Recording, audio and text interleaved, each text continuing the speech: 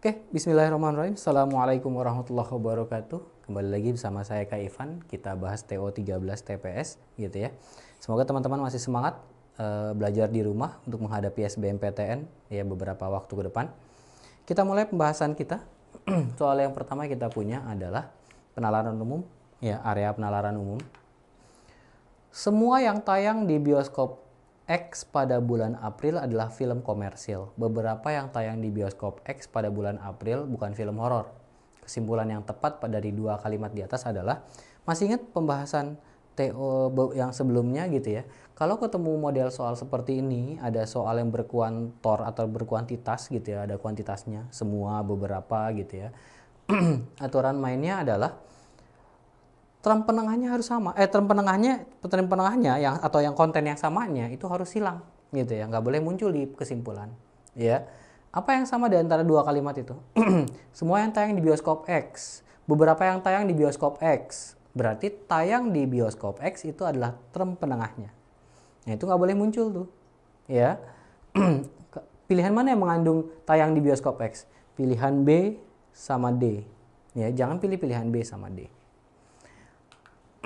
Lalu, jika salah satu premis partikular, ya partikular sebagian atau beberapa atau ada gitu ya, maka kesimpulannya harus partikular. Coba kita lihat. Kalimatnya semua dan beberapa. Ada yang partikular tuh. Maka kesimpulannya harus partikular. Ya, pilihan yang mengandung kata semua harus salah. Ini B salah dan E salah. Ya. Yang ketiga, jika salah satu premis negatif, bukan atau tidak, maka kesimpulan juga harus negatif. Ada nggak kalimat negatif di dua kalimat yang disediakan? Ya, kalimat kedua tuh, beberapa yang tayang di bioskop X pada bulan April bukan. Ya, berarti itu kalimat negatif. Maka kesimpulannya harus kalimat yang negatif. Ya. Yang C mengandung kata tidak atau bukan nggak? Nggak kan? Berarti udah salah. Ya. Yang tadi E udah salah ya? Udah salah. Berarti yang jawab pilihan yang tepat adalah yang A. Beberapa film komersil bukan film horor. Ya. Nah, itu pembahasannya. Kita lanjut ke soal selanjutnya. Siska mau menonton film horor jika Iwet mau menemaninya nonton film komedi. Ya. Jika semua sepakat untuk menonton satu genre film, mereka akan menonton bersama pada jadwal yang paling akhir. Ini seperti tidak ada hubungan antara dua kalimat ini ya. Tapi ketika kita ngelihat ke teksnya, ya. Kalau teman-teman perhatikan, Iwet ingin menonton film bergenre horor bla bla bla bla bla bla gitu ya. Mereka semua kecuali si siapa itu tadi ya, si Iwet ya. Ya, Siska. Ya. Kecuali Siska, mereka semua kecuali Siska itu suka satu jenis film. Mereka suka satu jenis film, yaitu film horor. Cuman Siska doang yang tidak suka nonton film horor. Ya. Efeknya apa? Jika Iwet mau nemenin Siska nonton film horor, jika Iwet mau nemenin Siska, apa tadi, Iwet nonton film apa? Salah. Jika Iwet mau menemani film komedi, Iwet mau nemenin nonton film komedi, maka Siska mau nonton film horor. Kalau Siska mau nonton film horor, kesimpulannya apa? Mereka akan nonton satu genre yang sama. Ya. Kalau Siska mau nonton film horor, maka mereka nonton satu genre yang sama. Kalimat yang selanjutnya, jika semua sepakat untuk menonton satu genre film, kalau mereka nonton satu genre film, maka mereka akan nonton bersama pada jadwal yang paling akhir. Nonton bersama. Berarti kesimpulannya apa? Jika Iwet mau nonton film komedi, mereka akan nonton bersama. Paham? Lalu ada kalimat apa lagi? Oh, udah, cuma itu doang ya, nggak ada lagi ya. Berarti kesimpulannya, jika Iwet jika Iwet mau menemani nonton film komedi, maka mereka nonton bersama pada akhirnya. Ya.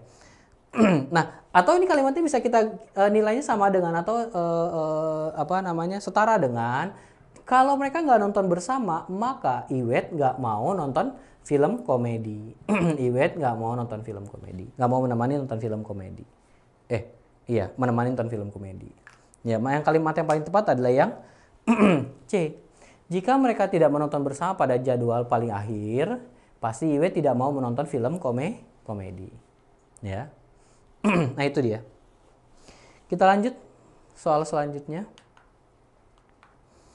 Jika dana tidak tersedia, BNPB, ini saya hapus dulu, tidak bisa mengubah sistem mitigasi bencana untuk tahun depan. Jika BNPB tidak bisa mengubah sistem mitigasi bencana tahun depan, ya, jumlah korban jiwa bencana alam akan terus bertambah. Ya, jika dana tidak tersedia, maka sistem mitigasi tidak berubah. Mitigasi tidak berubah. Jika mitigasi tidak berubah, maka jumlah akan bertambah. Maka kesimpulannya apa? Jika dana tidak tersedia, jumlah korban akan terus bertambah. Ya. Atau setara dengan, ekuivalen dengan jika jumlah, ya, negasi dari jumlah, maka lawan kata dari dana tidak tersedia. Jadi yang paling tepat mana? Yang A. Jika jumlah korban jiwa akan terus berkurang, ya pasti dananya sudah tersedia. Itu yang paling tepat. Kita lanjut lagi. Semua daerah yang mengalami gempa bumi mengalami kerusakan infrastruktur yang parah. Sebagian kota di Pulau Sulawesi mengalami gempa bumi. Manakah di bawah ini yang merupakan simpulan yang paling tepat? Tadi itu sama tuh. Ya. Apa term penengahnya? Daerah yang mengalami gempa bumi mengalami kerusakan. Sebagian kota di Pulau Sulawesi mengalami gempa bumi. Berarti nggak boleh ada yang kalimat yang mengandung gempa bumi. Mana yang mengandung gempa bumi? Ini yang C. Mana lagi yang mengandung gempa bumi? Nah, yang C salah. Salah satu premis partikular. Sebagian beberapa, kesimpulannya partikular. Semua sebagian, berarti yang semua salah. Yang A salah, yang C salah, yang D juga salah. Berarti tinggal yang B atau yang E. Jika salah satu premis negatif, kesimpulan negatif. Ya, ini nggak ada yang kalimatnya negatif kan? Berarti jangan pilih yang kalimatnya negatif. Mana yang kalimatnya negatif? Ya, nah tinggal dua tuh pilihannya. Beberapa kota di Pulau Sulawesi mengalami kerusakan infrastruktur yang parah, atau beberapa yang mengalami kerusakan infrastruktur yang sangat parah adalah kota Sulawesi. Ya, kota Sulawesi itu satu komponen tuh ya. Maka yang paling tepat adalah beberapa kota di Sulawesi mengalami kerusakan infrastruktur ya yang sangat parah karena fokusnya adalah kota Sulawesi bukan yang mengalami kerusakan parah. Ya. Kita lanjut. Kita punya pola bilangan 1 3 5 4 12 14 13 39 ya. Ketika kita bicara pola bilangan, cari pola bilangan yang hubungannya unik dulu. Ya, angkanya berapa aja tuh? 1, 3, 5, 4, 12, 14, 13, 39, 41. Nah, unik nih, kayak ini 13 ke 39 lebih cenderung dikali 3. 14 ke 13 kurang 1. Ya, ini tambah 2. Ya kan? Ini tambah 2. Ini kali 3 enaknya. Ini kurang 1. Nah, kelihatan tuh polanya tuh. Tambah 2 kali 3 kurang 1. Tambah 2 kali 3 kurang... bacanya saya dari kanan ya. Nah, ini cocok nih. Tambah 2. Ini kali 3. Atau kalau di kiri, kali 3 tambah 2 kurang 1. Kali 3 tambah 2 kurang 1. Kali 3 tambah 2 berarti di sini kurang 1. Ya, mana yang memenuhi berarti? 40. Ya. Lanjut. Lalu ada pola bilangan ya. Angkanya berapa tuh? 1/2, 7/8, berapa lagi? 5/4, 13/8. Ini kalau kayak gini nggak enak lihat nih ya. Kita ubah aja semuanya jadi per 8. Ya, per 8, per 8, per 8. Ini juga per 8. 1/2 jadi berapa per 8? 4/8. Ini tetap 7. 4 jadi 8 kali 2 berarti ini jadi 10. Ini 13. Nah, kelihatan tuh polanya. Yang atas 4, 7, 10, 13. Berarti selanjutnya nambah 3 kan? Ya, tambah 3 berarti jadi 16/8. 16/8 berapa? 2. Ya. Lanjut kita. 752483P ya. Nah, yang paling tepat itu adalah ya 7524. Nah, dapat dari mana 24? 7 kurang 1 dikali 5 kurang 1. Ya, 7 kurang 1 itu 6, 5 kurang 1 itu 4. Berarti jadi 24. Ya. Maka kalau 8 3P gitu. Berarti ini P-nya itu 8 kurang 1 sama 3 kurang 1. 8 kurang 1, 7. 3 kurang 1, 2. Berarti 7 kali 2, 14. Ya. Jadi jawabannya adalah 14. Kita lanjut. Nah, ada pola bilangan lagi. Saya hapus dulu nih ya. Ya. Apa hubungan dari dua gambar itu? Apa hubungannya itu? 19, 5, 4, 3. Ya. Ini 19, 5, 4, 3. Dapetin angka 19 kira-kira gimana? 5 kali 3 ditambah 4. Ya, ditambah 4. Dapat 19 nggak tuh? Maka teman sebelahnya siapa? P 8, 7, 3. 8 kali 3 24. 24 tambah 7. Ini kali, ini tambah. 24 tambah 7 33. Salah. 31. Ya. Jadi P-nya sama dengan 8 kali 3 tambah 7. Jadi 31. Ya. Itu. Nah, sekarang kita punya hitungan, ya, hitung bilangan, operasi hitung. Saya hapus ya.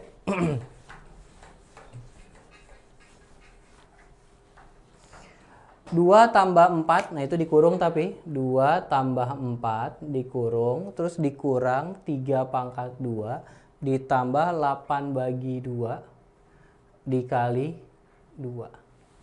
Ya. Oke.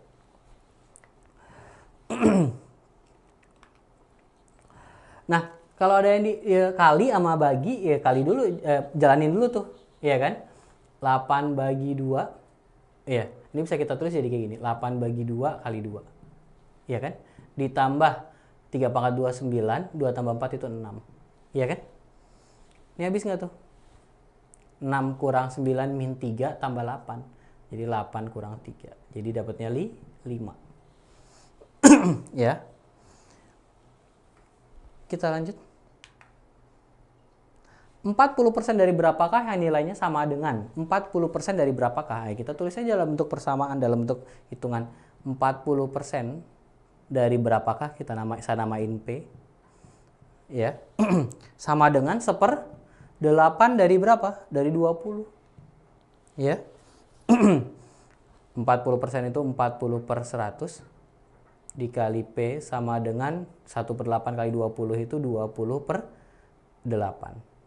Iya kan? Ini enaknya coret aja dulu, nolnya 2, iya nggak? Oke.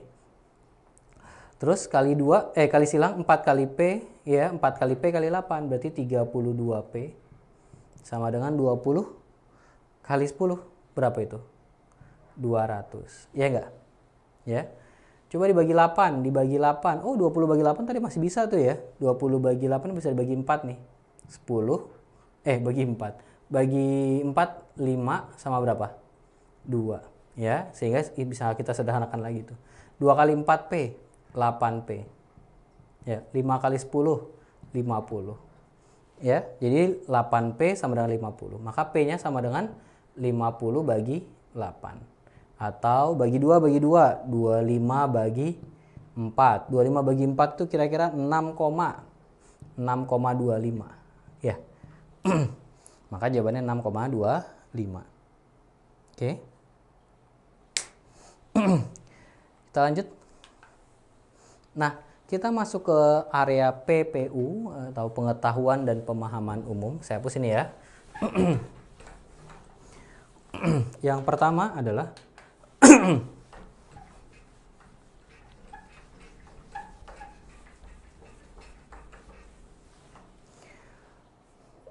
manakah kata berikut yang merupakan sinonim dari profit? Profit itu keuntungan atau surplus, ya, kelebihan, ya kan? Nggak mungkin diskon, nggak mungkin angka, nggak mungkin segmentasi, atau nggak mungkin valid. Yang paling tepat adalah surplus. Manakah yang merupakan lawan kata dari mayoritas? Mayoritas itu yang banyak, umum. Berarti lawan katanya adalah sedikit. Ya. Manakah kata berikut yang merupakan sinonim dari kata unggulan pada teks di atas? Unggulan itu sama dengan andalan, ya. Lawan kata dari tajam. Tajam itu lawan katanya adalah majal. Majal itu tumpul. Iya. Kita jarang menggunakan kata majal kali ya. Ya, lawan kata tajam adalah tumpul, atau kalau bahasa lainnya majal. Ya. Sinonim dari kata aksara. Aksara itu huruf, ya. Aksara Jawa, huruf Jawa gitu ya. Jadi ya jawaban yang paling tepat adalah yang E. 52, manakah yang merupakan lawan kata dari kata kesenjangan? Kesenjangan itu perbedaan. Ya, ada perbedaan yang perbedaan gitu, ada perbedaan. Maka lawan katanya adalah adil. Adil itu menempatkan segala sesuatu pada tempatnya. Ya. Jadi lawan kata kesenjangan adalah keadilan. Ya, rata gitu ya. Kita masuk ke PKU sekarang, pengetahuan kuantitatif. Pertanyaannya apa? Pertanyaannya adalah apakah Q lebih kecil daripada 0?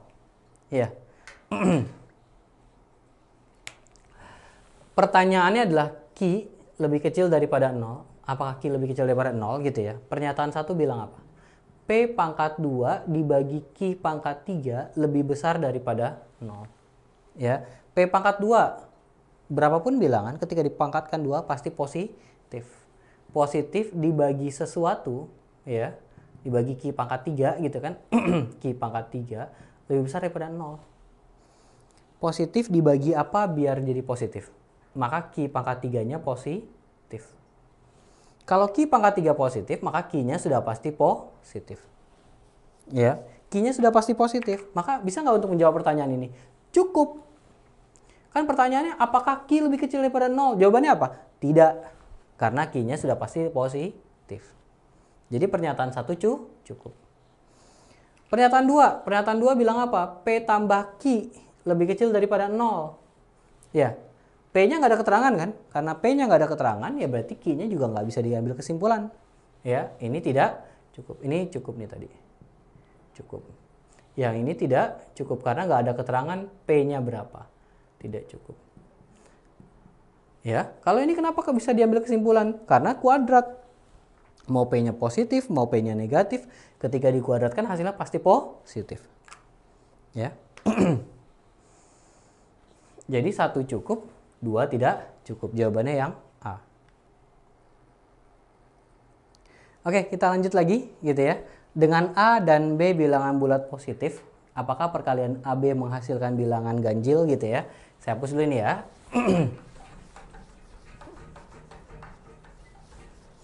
A dan B-nya bilangan bulat positif. Pertanyaannya adalah AB-nya bilangan ganjil. A kali B-nya ganjil. Apakah AB-nya ganjil gitu ya?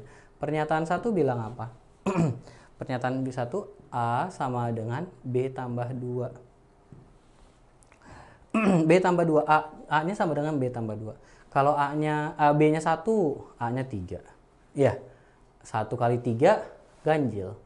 Kalau B-nya 2, ya misalnya B-nya 1, A-nya 3 ganjil. Kalau B-nya 2, A-nya 4. 2 kali 4, 8. Nggak ganjil. Berarti pernyataan 1 tidak cukup. Karena apa? Bisa ganjil, bisa genap. Maka 1 tidak cukup. A dibagi B ganjil. Ya. Kalau A dibagi B, pernyataan 2 ini tidak cukup. A dibagi B ganjil. Ini juga nggak cukup nih. Kenapa? Misalnya 24 bagi 8. 24 bagi 8 berapa? 3. Ganjil kan? 24 kali 8, yang ditanya kan A kali B kan? Bakal positif. Ya enggak? Atau 21 bagi 7, 3 juga. Ganjil kan? Memenuhi kan?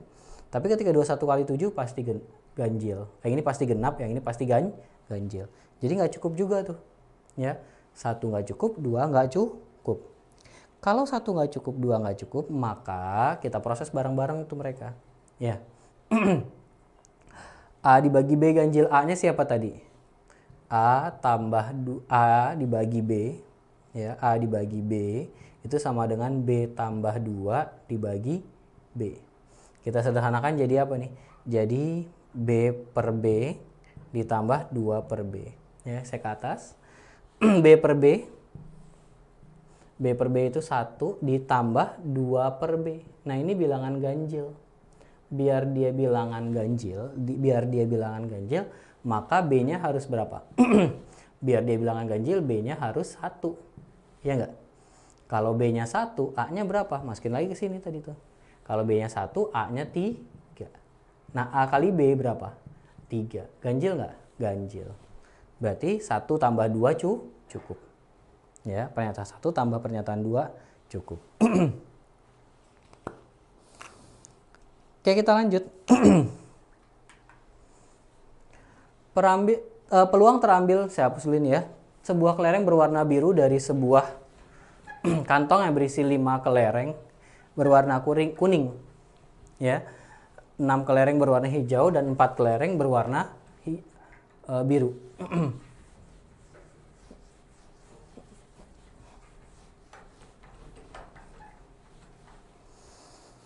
Jadi total kelereng ada berapa?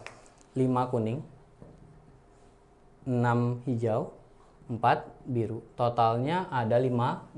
Yang diminta apa? Peluang warna apa? Warna biru. Yang diminta warna biru. Biru ada berapa? 4. Semuanya ada berapa itu? 15. Peluang itu yang diminta dibagi semuanya. Yang diminta warna biru semuanya ada 15. Jadi 4 per 15. Kita lanjut lagi. Ya. Ekspresi yang paling tepat untuk menggambarkan himpunan yang diarsir pada gambar di atas. Nah, ini yang diarsir siapa? Ini daerah ini nih. Ini siapa nih? Ini irisan antara A sama B. Iya nggak tuh? Irisan tuh. Irisan A sama B. Siapa yang mengandung irisan A sama B? A sama B. Tapi diiris C. Kalau diiris C pasti yang tengah-tengah ini ya. Kalau ini ada A iris B. Ada A iris B. Ada A iris B. Terus yang ini satu lagi nih.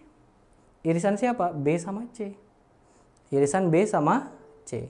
Ya, berarti yang gabungan antara irisan A sama B dan irisan B sama C. Jadi yang paling tepat adalah yang E. Ya. Lanjut. Segitiga sama kaki di atas dengan sudut A sama dengan 24. Ini 24. Nilai A tambah C adalah jadi kita punya segitiga.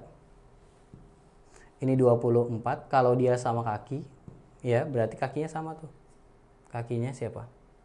Misalnya kita namain aja alfa, berarti ini juga alfa. Ya.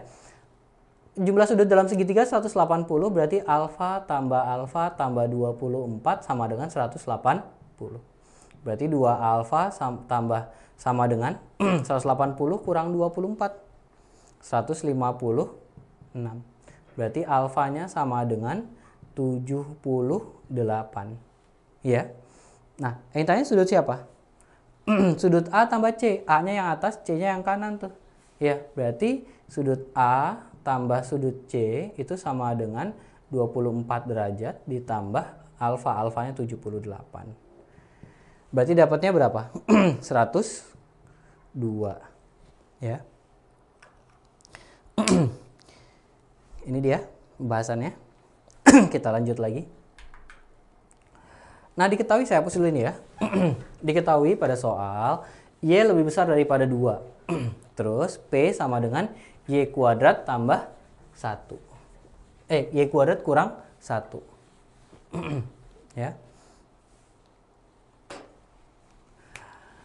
Y-nya lebih besar daripada 2. P ya sama dengan Y kuadrat kurang 1. Q-nya sama dengan 2Y min 1. Ya. Oke. Berarti kalau Y-nya lebih besar daripada 2 gitu ya, dikuadratin lebih besar daripada 4 kan, dikurang 1. Berarti P-nya lebih besar daripada 3. 2 kuadrat 4 kurang 1 jadi 3. Nah, sedangkan Q-nya ya, Q-nya juga lebih besar daripada 2 kali 2 kurang 1. 3 juga lebih besar daripada 3 juga tuh dia. Nah, tapi yang jadi masalah apa hubungan P sama Q gitu ya. Nah, kalau kayak gini kita ambil angka aja tuh. Ya, misalnya kita ambil angka bulat aja deh, misalnya Y-nya berapa? Y-nya misalnya berapa? 3 gitu ya. Ketika masuk ke P kuadrat. Masukin masukin ke P. 3 kuadrat kurang 1.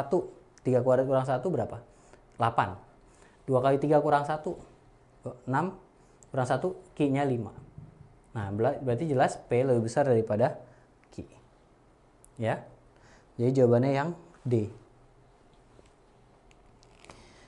Kita lanjut lagi. P lebih besar daripada 5. Q lebih besar daripada 4. Ya, ini kayaknya masih cukup mudah nih, gitu ya. Yang diminta P kali Q. P-nya mulai dari 5.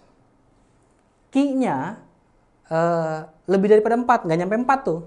Maka kalau P kali Q gitu ya, P kali Q ya ambil aja ujung-ujungnya. P kali Q, 5 kali 4, 20. Tapi P-nya nyampe 5, Q-nya nggak nyampe 4. Berarti P kali Q nggak nyampe tuh, nggak akan nyampe 20. Berarti harus lebih besar daripada 20. Ya.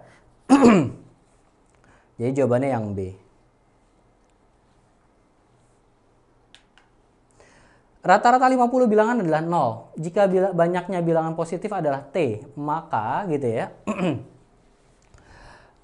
Rata-rata 50 bilangan adalah 0. Maka banyaknya bilangan positif adalah, jika banyak bilangan positif adalah T, maka gitu ya. Sekarang gini, ini dia nggak dibatasi bilangannya berapa sampai berapa. Dari minus 100 ke atau 1000 ke, nggak ada keterangan kan. Berarti bisa berapapun bilangannya. Bilangan positifnya juga sama. Bilangan positifnya juga sama. Dari 0 sampai 1000, 1 juta gitu ya. Boleh-boleh aja nggak masalah. Yang pasti yang kita punya, rata-rata mereka dijumlahin tuh semuanya, itu harus 0 nilainya. Ya, rata-ratanya rata-ratanya jumlahnya nilainya harus 0. Banyak bilangan positif adalah T. Nah, sekarang gini. Kalau semuanya positif, 1, 2, 2, 5, 7 berapa gitu sampai 50 bilangan dijumlahin dibagi 50 mungkin nggak 0. Nggak mungkin. Ya, gini, kan rata-ratanya, rata-ratanya 0. Rata-rata itu apa? Jumlah 50 bilangan itu bukan? Dibagi 50, sama dengan 0. Berarti jumlah 50 bilangan itu harus 0. Nah, kalau jumlahnya 0, nggak mungkin semuanya positif. Ya, nggak mungkin semuanya positif. Boleh nggak? 25 boleh, tapi 24 juga boleh. 23 juga boleh, gitu ya. Yang pasti, T-nya itu ya nggak boleh bilangan yang positif dengan T-nya ya, bilangan yang positif nggak boleh semuanya positif. Berarti ada satu minimal yang negatif. Berarti T itu antara 0 nggak boleh 0 ya. Ya. Dari 1 sampai 49. Kenapa? Kalau T-nya 1 berarti sisanya negatif. Ada satu bilangan yang positif, sisanya negatif. Bisa nggak itu jadi jumlahnya jadi 0? Bisa. Asal yang satu itu gede banget. Gitu. Dan nggak boleh nyampe 50. Kalau nyampe 50 berarti semuanya negatif. Gitu. Kalau T50 berarti semuanya positif. Nggak mungkin. Ya. Maka T-nya paling besar adalah 49. Maka T-nya harus dari 1 sampai 49. Nggak boleh semuanya positif, nggak boleh semuanya negatif. Ya. Nah, ini kita punya bilangan kayak gini nih. Ini kayaknya cukup mudah nih, nggak harus pakai hitungan, kayaknya bisa nih. Ya, yang pertama coba lihat. X-nya dari 0 sampai 2. X-nya dari 0 sampai 2. Kita minta nilai terbesar.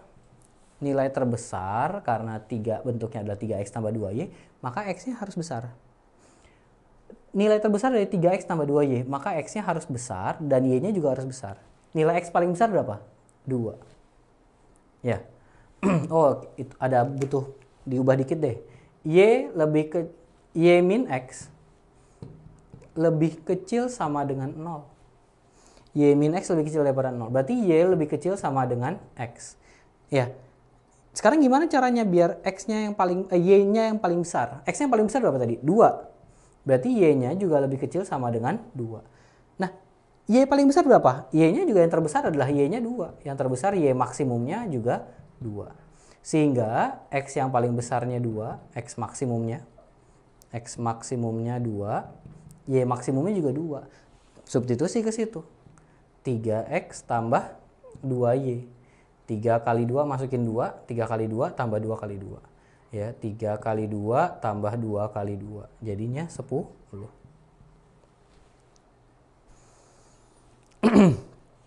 Nah, ini pembahasannya. Kita lanjut. Saya hapus ya.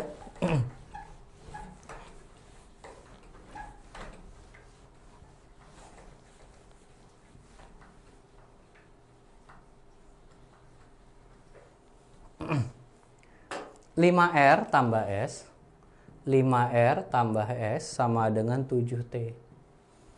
RST adalah bilangan positif. Nah, yang diminta apa sih? 21T dikurang 3S. Ya, kumpulin tuh S sama T dalam satu tempat yang sama. Berarti 5R sama dengan 7T dikurang S. Nah, dengan 7T dikurang S, bisa nggak mencapai 21T kurang 3S? Bisa tuh, dikali 3. Jadi yang sebelah kanan jadi 21T dikurang 3S sesuai yang diminta. Yang kiri jadi 3 kali 5R, 15R. Jadi jawabannya 15R. Kita lanjut. Nah, ini ada tabel ya.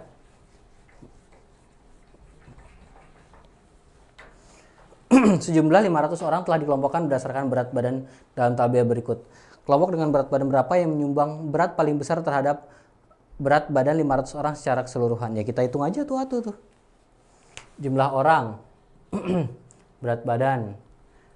100 orang berat badannya 50. Yang 100 orang lagi 60. 80, 70. Yang ini 80, 80. 70 orang 90, 40 orang 100, 30 orang 110. Kaliin aja dia. Ya, berarti penyumbangnya yang 50 yang berat 100 orang yang berat badan 50 itu menyumbang 5.000 kilo tuh. Iya enggak? Yang ini menyumbang 6.000 kilo. Yang ini menyumbang 7 kali 8, 56. Yang ini menyumbang 64.000. Iya. Yang ini menyumbangnya 63.000. Salah. Yang ini menyumbang 40.000. 4.000. Ini 6.300 ya, sorry. Ini 3.300. Nah, penyumbang terbesar di sini. Berat badan berapa? Berat badan 80. Ya. Kelompok mana yang menyumbang, berat badan mana yang menyumbang paling besar? Yang 80 kg. Ya. Dia menyumbang 6.400. Sorry. 6.400, saya salah sebut. Ya. Kita lanjut. Keluarga Sofyan bermaksud mencari rumah tanpa tingkat untuk tempat tinggal dan taman seluas lebih dari 300 meter. Adapun daftar rumah sudah mereka temukan sebagai berikut. Jika harga tanah per meter adalah 100.000 dan keluarga Sofyan memiliki dana 75 juta, maka jenis rumah yang cocok untuk keluarga Sofyan adalah Nah, berarti kita cari dulu luas tanah yang bisa keluarga Sofyan beli tuh. Berarti luas tanahnya adalah 75 juta. 75 juta ya, benar ya? Mana tadi? Dibagi 100.000. Ini kita coret. Ini coret 2. Berarti luas tanahnya maksimum 750. Kalau luas tanahnya cuma 750 maksimum, berarti nggak mungkin 800, nggak mungkin 900, nggak mungkin 850. Maka yang mungkin dibeli cuma si Valentine yang maksimum tanahnya 700 meter. Ya. Jadi jawabannya yang Valentine, yang cocok cuma Valentine doang. Kita lanjut. Data akademik fakultas pada Universitas X sebagai berikut. Ini datanya nih ya. IPK itu indeks prestasi kumulatif, IK itu indeks kerja. Nah, jika jumlah perhitungan target kinerja didasarkan pada nilai hasil pembobotan 5 aspek di atas, fakultas mana yang mendapatkan target kinerja terbaik? Berarti salah. Ya. Kita lihat dulu kalau gitu siapa yang bobotnya yang paling besar. Bobot yang paling besar itu IPK mahasiswa. Ya, IPK mahasiswa, lihat yang paling tinggi. Siapa yang IPK mahasiswa yang paling tinggi? 60 ya, sama ekonomi sama psikologi. Yang lain bisa kita abaikan karena kita pengen cari nilai yang paling tinggi. Ya. Karena ada dua, ekonomi sama psikologi. Nah, sekarang bobot nilai siapa lagi?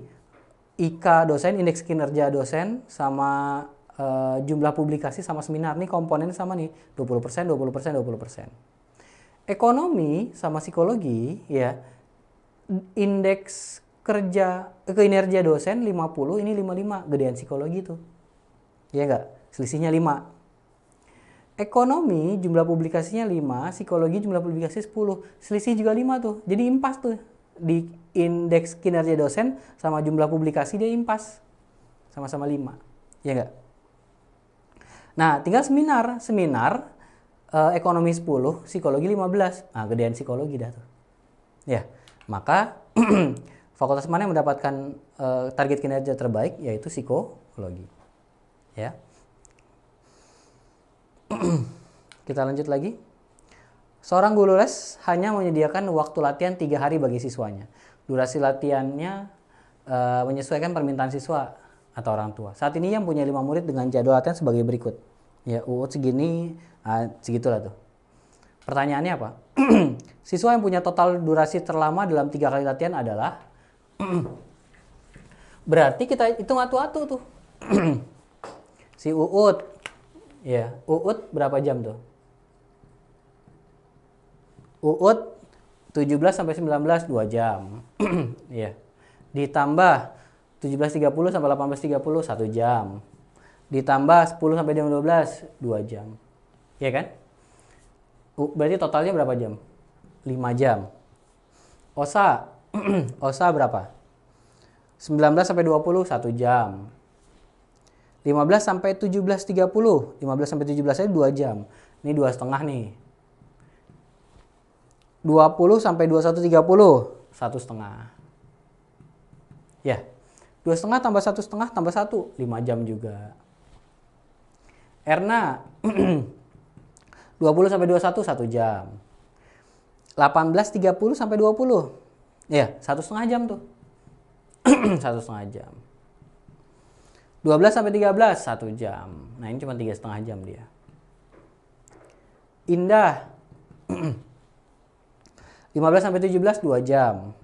20 sampai 21 1 jam. 13 sampai 15 2 jam. 5 jam juga. Iya enggak? Maka jawabannya pasti Ambar tuh. Iya enggak? Tapi kita cek. Ya. Si Ambar 10 sampai 13 3 jam. 12 sampai 13.30 1,5 jam. 16 sampai 16.30 sampai 18 1,5 jam lagi. Nah, ini totalnya 6 jam. Iya kan? Makanya paling banyak waktu durasi latihannya adalah Ambar. Kita lanjut.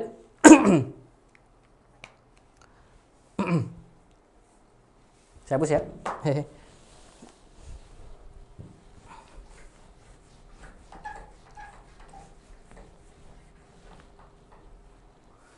Berdasarkan data, pihak manajemen mengambil keputusan menambah durasi 15 menit pada 3 acara yang memiliki rating tertinggi.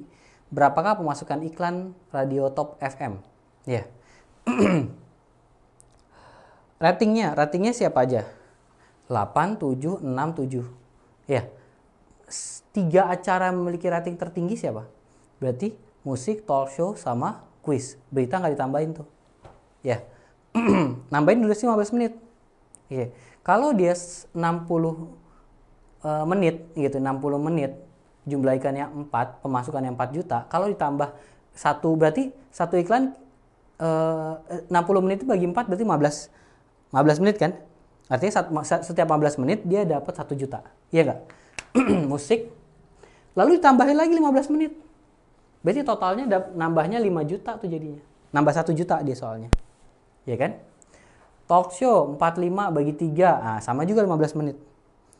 Karena ditambahin 15 menit, tadinya nambah 3 juta jadi nambah 4 juta. Ya. Kuis 30 menit bagi 2, 15 menit juga. Tambahin 15 menit, tambah 1 juta lagi. Ya, berarti nambah 3. Nah, berita nambah nggak? Nggak, berita nggak nambah. Karena bukan termasuk 3 acara yang memiliki rating tertinggi. Berarti dia tetap 1 juta. Tetap 1 juta. Nah, berapa ini? 5 tambah 4, 9 tambah 3, 12 tambah 1, 13 juta pemasukannya. Ya. Kita lanjut. Manakah di antara kalimat berikut yang benar? 2 buah persegi pasti sebangun. Ya iya tuh. Persegi bentuknya begitu aja. Yang beda cuma ukurannya. 2 sama 2, 5 sama 5, tetapi bentuknya begitu. Ya. Dia pasti sebangun. 1 benar. 2 buah segitiga sama kaki pasti sebangun. Nah, ini belum tentu sebangun. Kenapa? Ini misalnya segitiga sama kaki nih. Kakinya sama. Ini 5, ini 5 juga. Dengan kakinya sama-sama 5, ya. Ini sama kaki nih. 5, ini 5 juga. Kakinya sama-sama 5. Iya kan? Apakah dua segitiga ini pasti sebangun? Belum tentu. Satunya agak kurus, satunya agak lebar. Ya, 2 segitiga ini tidak sebangun. 1 benar, 2 salah. Jawabannya udah pasti 1 sama 3. Ya. Oke, kita cek yang 3. 2 buah lingkaran pasti sebangun. Sama, lingkaran juga begitu bentuknya. Ya, nggak pernah berubah. Yang berubah cuma jari-jarinya.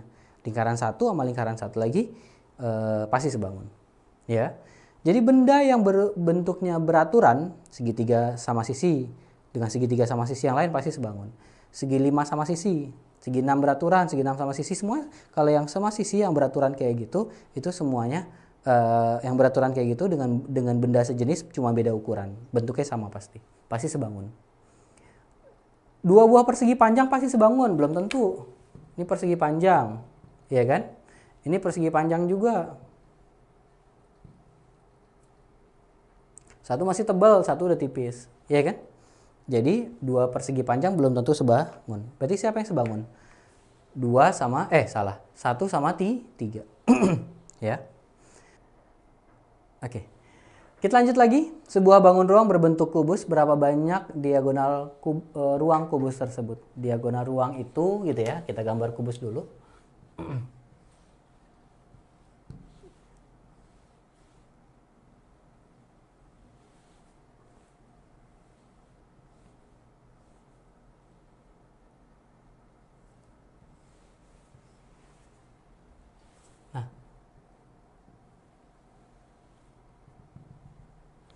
Ini kubus ya, A, B, C, D, E, F, G, H gitu ya. Nah, diagonal ruang tuh mana? Diagonal ruang tuh dari yang ujung H ke B gitu ya. Ini diagonal ruang. Ya, mana lagi? E ke C ya, G ke A ya kan, sama F ke D. Jadi ada berapa pasang? Ada 4 pasang. Ya. Jadi ada 4 diagonal ruang kubus. Kita lanjut lagi. Sebuah lingkaran dengan jari-jari 6 cm dan segitiga siku-siku dengan sisi 10 cm. Berapa banyak titik potong antara lingkaran dan segitiga tersebut? Saya hapus ini ya. Pertanyaannya adalah berapa banyak titik potong antara lingkaran dan segitiga. Salah satu sudut dalam segitiga bernilai 45. Ini ada lingkaran. Iya. Anggap aja lingkaran gitu ya. Sudutnya 45. Berarti bisa gimana bentuknya? Ya bisa begini bentuknya. Kita anggap aja itu. Ya, kalau sudutnya 45 berarti dia segitiga sama segitiga siku-siku dengan sisi miring 10 ya.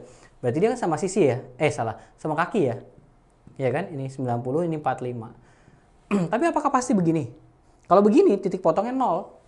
Tapi mungkin nggak begini. Mungkin tuh karena nggak ada keterangan posisi segitiganya di mana. Ya kan? Kalau kayak gini berapa titik potongnya? 2 titik potong. Jadi nggak cukup untuk menjawab. Ya, bisa 0, bisa 2. Ya kan? Nah, pernyataan 1 tidak cukup karena tidak menggambarkan posisi sehingga tidak diketahui berapa banyak titik potong. Titik tengah sisi miring segitiga berhimpit dengan pusat lingkaran. Ya, ini ada lingkaran. Ini pusatnya di sini, gitu. Nah, di sini ada sisi miring segitiga. Ini titik tengahnya nih. Nah, ini titik tengahnya. Ini 10. Punya sisi miringnya 10 kan? Berarti di sini 5, di sini 5. Sedangkan jari-jari lingkaran berapa? Jari-jarinya 6. Ini 6. Dari sini ke sini nih. Dari sini ke sini 6. Berarti nggak mungkin berpotongan. Ke sini juga sama. Dia nggak akan pernah berpotongan. Ke sini pasti kurang dari 5 kan? Salah. Ini 5 juga kalau gitu. Ya, ini nggak akan pernah berpotongan. Berarti ada berapa titik potong kalau posisinya kayak gini? 0 titik potong. Ya, berarti 2 cukup. Ya, ketika pernyataan 2, jawabannya 0 titik potong. Berarti pernyataan 2 cukup untuk menjawab pertanyaan. Kita lanjut. Hubungan P dan Q. Banyak rusuk pada prisma segitiga. Ya, prisma segitiga ini saya hapus dulu ya. Prisma segitiga tahu kan? Prisma segitiga. Ya.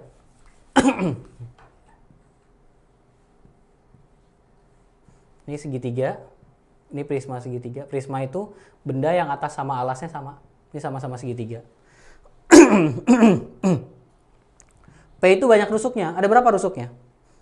Yang alas 3, yang tegak 3, yang atas 3. Jadi total rusuknya 9. Banyak titik sudut pada prisma segitiga. Titik sudutnya, nah ini 1, 2, 3, 4, 5, 6. Jadi total sudutnya ada 6. Jadi jelas P lebih besar daripada Q. Ya. Kita lanjut. Sebuah garis menembus bidang. Ya, bayangkan sebuah garis menembus bidang. Ya. Pernyataan berikut yang bernilai salah adalah garis memotong bidang di sebuah titik. Ya, kayak kertas ditembus sama pulpen. Itu ketemu di satu titik kan? Ya. Berarti pernyataan A benar. Garis tersebut akan berhimpit. Nah, ini yang nggak mungkin nih. Kenapa nggak mungkin? Kalau berhimpit begini pasti dia. Ini bidangnya, ini garisnya, ini berhimpit baru. Kalau kayak gini namanya berhimpit, bukan menembus. Ya, berarti yang B udah pasti salah. Kita cek yang C. Garis tersebut tidak sejajar, ya pasti nggak sejajar. Kalau sejajar, tidak akan pernah berpotongan tuh garis sama bidangnya. Ya, maka benar yang C, dia tidak sejajar. Ya, dengan semua garis yang ada pada bidang. Jika sudut dengan garis tegak lurus, jika sudut garis dengan bidang tegak lurus, berarti nembusnya tegak lurus tuh, ya kan? Maka garis itu juga akan tegak lurus dengan semua garis yang ada pada bidang. Ini garis menembus bidang, gitu ya. Ini garis menembus bidang. Berarti garis ini akan tegak lurus dengan semua garis yang ada pada bidang. Ya, dia tegak lurus sama yang sini, dia tegak lurus sama yang sini. Ya. Jadi benar, sebuah garis menembus bidang dengan tegak lurus, maka garis itu akan tegak lurus dengan semua garis yang ada pada bidang. Ya. Ada sudut antara garis sama bidang, jelas ada sudut. Ya. Maka yang salah tadi mana? Yang B. Garis tersebut akan berhimpit dengan garis yang ada pada bidang. Nggak mungkin berhimpit karena dia menembus. Oke gitu teman-teman. Ya, terima kasih atas perhatiannya. Tetap semangat. Ya. Tetap semangat mempersiapkan diri untuk SBMPTN. Assalamualaikum warahmatullahi wabarakatuh. Salam juara.